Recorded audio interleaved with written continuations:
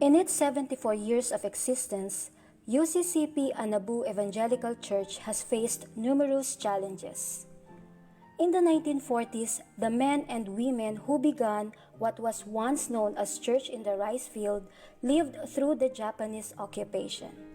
Yet, despite the hardships they had to endure during the war, many held on to the faith that American Protestant missionaries had brought to the Philippines long before the Japanese came.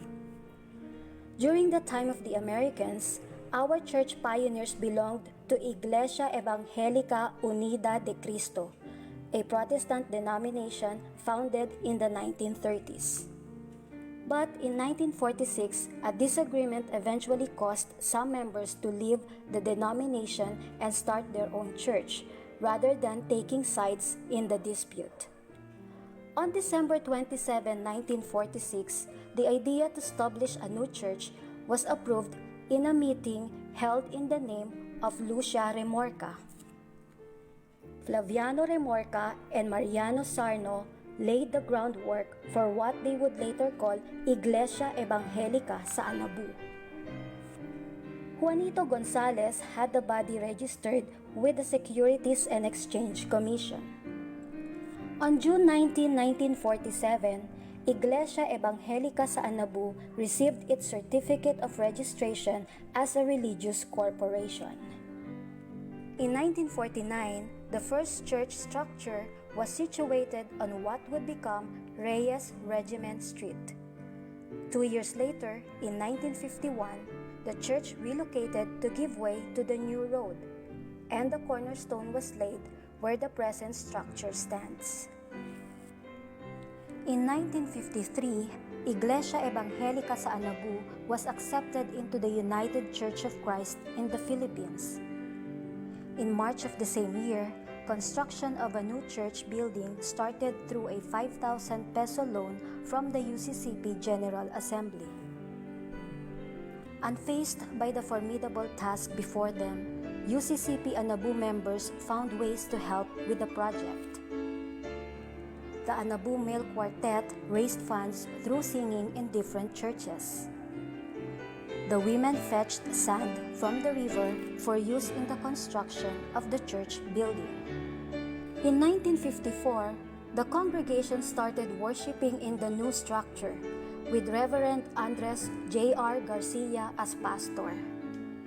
As the church grew in number, the building also expanded with the addition of a children's department wing, followed by the parsonage in 1966. Through the faithful giving of members, UCCP Anabu was able to construct 2 annexes, one for Christian education and another for offices, choir room, council room, kitchen, and pastoral house. It also purchased a lot on which UCCP Anabu Christian School rose. But UCCP Anabu was not only building structures, it was also winning souls. Christian education through Sunday school, Vacation Church School, and even ACS reached hundreds of children from Patindig Araw to Pasong Santol. The outreach ministry produced 4 churches: UCCP Salitran, UCCP GMA, UCCP Green Breeze, and UCCP Paliparan. As a member of Pag-ibig International Mission as far back as the 1990s, UCCP Anabu shared both physical and spiritual food to the sick and poor in remote places. Evangelism Explosion, launched before Pag-ibig, trained dozens of young people in sharing the good news of salvation. graduates joined missions in provinces ravaged by typhoons, earthquakes, and volcanic eruptions. In 2019, equipping of members in evangelism continued through training for trainers until COVID-19 came and placed the nation under quarantine.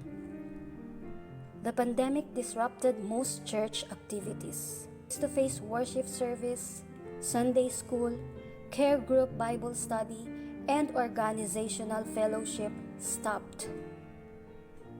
But thanks to the technology that made it possible for people to interact virtually.